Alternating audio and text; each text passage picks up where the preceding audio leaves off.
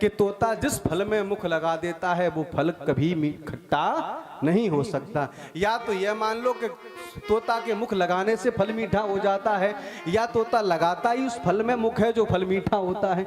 लेकिन फल का जो पारखी है वो तोता है और कोई नहीं है महाराज। लेकिन जिस फल में तोते ने मुख लगा दिया वो फल कभी खट्टा हो ही नहीं सकता। बोलो राधे राधे।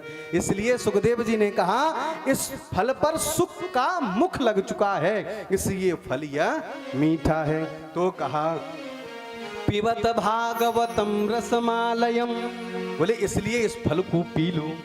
तो किसी ने कहा ये फल है और फल पिया थोड़ी जाता है, फल तो खाया जाता है।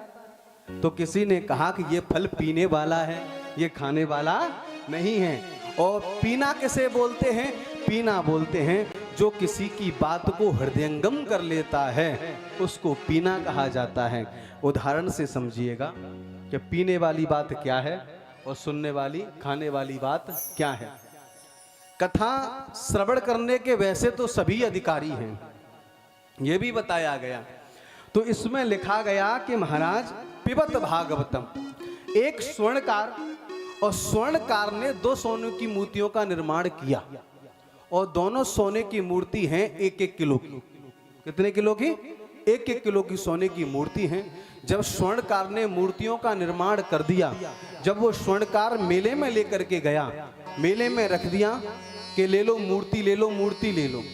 ग्राहक आने लगे, दोनों का रंग रूप ढांचा सांचा सब एक वजन, सब एक बराबर है। पूछा, ग्राहक आए, उन्होंने पूछा कि कीमत दोनों की क्या है। तो कहा कि ये कीमती 10,000 रुपए की है और एक मूर्ति 1 लाख रुपए की। बोले 1 लाख रुपए की सोने की है और दूसरी पीतल की। बोले ना, दोनों ही एक ही धातु से निर्मित है, लेकिन दोनों का वजन बराबर है। कोई सोने की नहीं है, दोनों पीतल की, सोने की है, पीतल की कोई नहीं है। कोई भी धातु मान लीजिए, लेकिन मूर्ति बनी हुई है। अंतर क्या है? बोले अंतर तो आपको जानना है कि इनमें अंतर क्या है। लेकिन लोग आते गए, कोई अंतर नहीं जान पाया, भीड़ लग गई। कोई नहीं समझ पाया कि इसमें 1 लाख की कौन है और 10,000 की कौन है। उसी समय एक सच्चा सदगुरु आ गया। सदगुरु ने देखा यहाँ भीड़ लगी हुई है, और भीड़ लगी किसकी है। सभी ने पूछा संत ने, क्यों भीड़ क्यों लगी है? बोले स्वर्णकार ने 2 मूर्तियों का निर्माण किया है, दोनों की कीमत अलग अलग है, लेकिन रंग रूप सब एक है। क्या किया जाए? तो संत ने कहा कि मैं इसकी परीक्षा लूंगा। और जैसे ही संत परीक्षा लेने के लिए तैयार हुआ तो उसने एक सूतली ली और सूतली को बटा, और सूतली को जैसे ही बटा तो महाराज पहले वाली जो मूर्ति थी उसके कान में जैसे ही डाली, इधर से डाली और इधर जाकर के निकल गई। संत ने कह दिया एक 10,000 रुपए की मूर्ति है ये महाराज।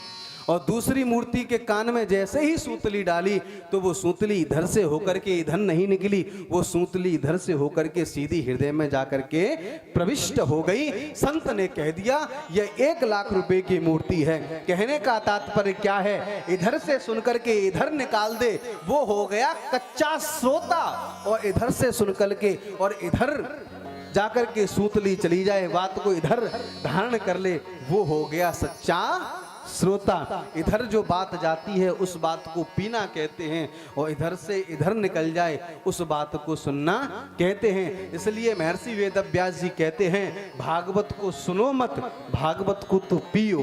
पिबत भागवतम रसमालयम, इसमें रस ही रस भरा हुआ है। पिबत भागवतम रसमालयम, मुहु रहो। मुहु रहो माने कितनी बार पिए? तब किसी ने कहा बार बार पियो, बार बार पियो, इतना पियो, इतना पियो कि जब तक तुम्हारे जीवन का अंतिम क्षण ना आ जाए तब तक इस भागवत को पीते रहो। बोलो राधे राधे।